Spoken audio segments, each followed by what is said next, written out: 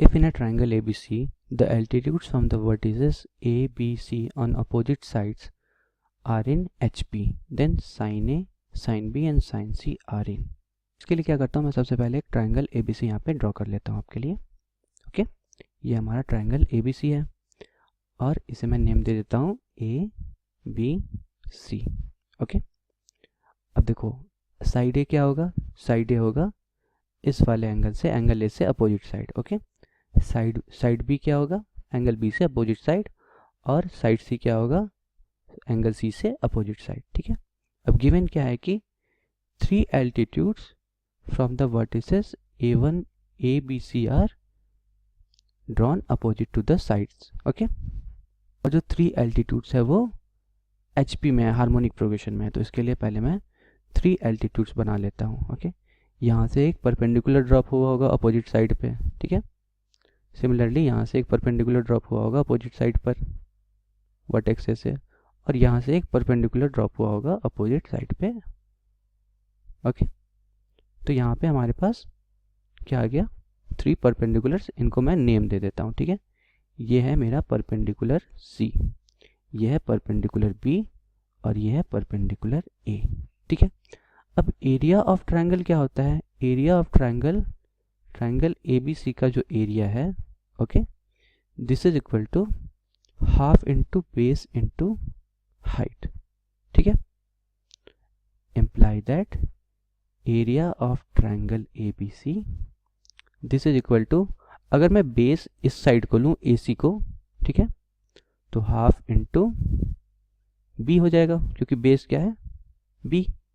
ठीक है, into height क्या हो जाएगा, अब तो हाइट हम क्लियरली देख सकते हैं PB हो जाएगा. ठीक है, PB, तो मुझे एरिया ऑफ ट्रायंगल मिल जाएगा. And this will be equal to, अगर मैं बेस को ये वाला साइड ले लूँ, साइड C ले लूँ, तो एरिया ऑफ ट्रायंगल क्या होगा 1/2 इंटू साइड C इंटू, अब परपेंडिकुलर क्या है P of C, and this is equal to, और लास्ट केस पे मैं बेस अगर ये वाला साइड ले लूँ BC, तो मुझे क्या मिलेगा, half of area of triangle हो जाएगा half into A into PA. ठीक है, परपेंडिकुलर क्या है PA. तो यहाँ से मैं कह सकता हूँ कि ये तीनों क्वांटिटीज जो है वो इक्वल होगी. ठीक है, अगर मैं एरिया ऑफ ट्रायंगल ABC को डेल्टा से शो कर रहा हूँ, ठीक है, मैं यहाँ एरिया ऑफ ट्रायंगल ABC को डेल्टा से शो करूँ, तो I can say that delta is equal to half into B into PB when base is side B, and this is equal to half into C into PC when base is side C, and this is equal to half into A into PA when base is side A. ठीक है, यहाँ से अब हम PB, PC और PA जो perpendicular है उनका वैल्यूज निकाल लेते हैं डेल्टा के टर्म्स में. तो PB क्या हो जाएगा 2 डेल्टा बाई B, PC क्या हो जाएगा 2 डेल्टा बाई C, और PA क्या हो जाएगा 2 डेल्टा बाई A.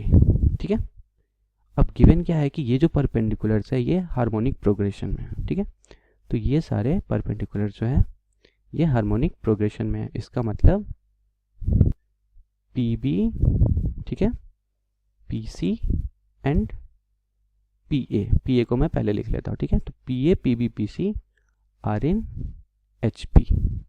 तो अगर 3 नंबर्स ये HP में है तो इनका रेसिप्रोकल्स AP में होता है. ठीक है, तो इसका मतलब है कि 1/PA, 1/PB और 1/PC आर इन AP. तो ये अरिथमेटिक प्रोग्रेशन हो जाएगा इनका रेसिप्रोकल. अगर ये हार्मोनिक प्रोग्रेशन में है तो इनका रेसिप्रोकल अरिथमेटिक प्रोग्रेशन में हो जाएगा. ठीक है, अब यहाँ पे हम वैल्यूज देख लेते हैं. तो इसका मतलब PA का वैल्यू क्या है, तो 2 डेल्टा बाई A, तो 1/PA क्या हो जाएगा A by 2 delta. Okay, PB क्या 1/PB क्या हो जाएगा B by 2 delta and C by 2 delta, they are in AP. ठीक है, तो अगर 3 नंबर से मान लो X, Y एंड Z और वो AP में है, तो इसका मतलब क्या होता है कि y की वैल्यू हो जाएगी ट्वाइस ऑफ y, ये x प्लस z के इक्वल हो जाता है if x, y, z are in AP. ठीक है, तो सिमिलरली मैं यहाँ कह सकता हूँ कि b बाई, क्योंकि ये तीनों AP में है, तो 2 into b by 2 delta, this is equal to a by 2 delta plus c by 2 delta. Okay, यहाँ से ये 2, देखो इम्प्लाई दैट, देखो 2 डेल्टा 2 डेल्टा 2 डेल्टा कट हो जाएगा, तो मुझे क्या मिल जाएगा, 2b is equal to a plus c।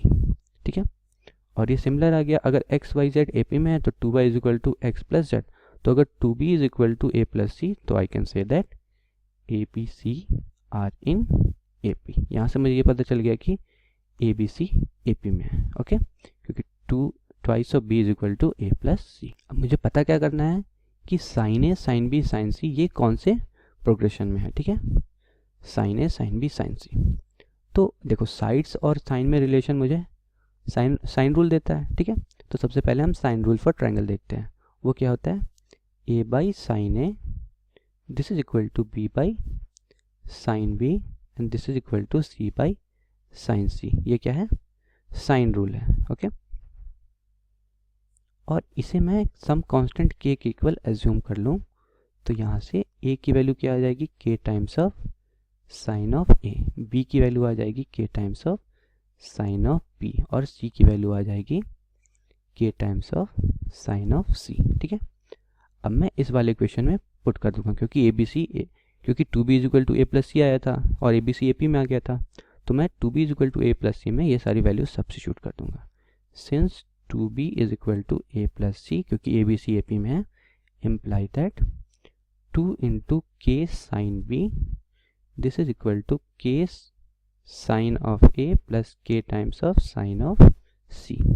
यहाँ से k कैंसिल हो जाएगा और मुझे क्या मिलेगा, 2 sine b, this is equal to sine a plus sine c।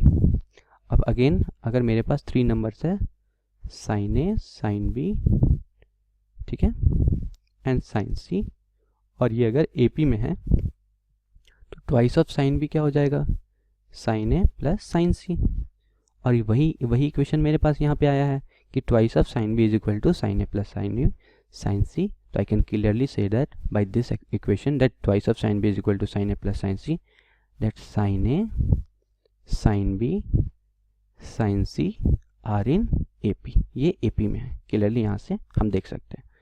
तो मेरा आंसर क्या होगा, PAP।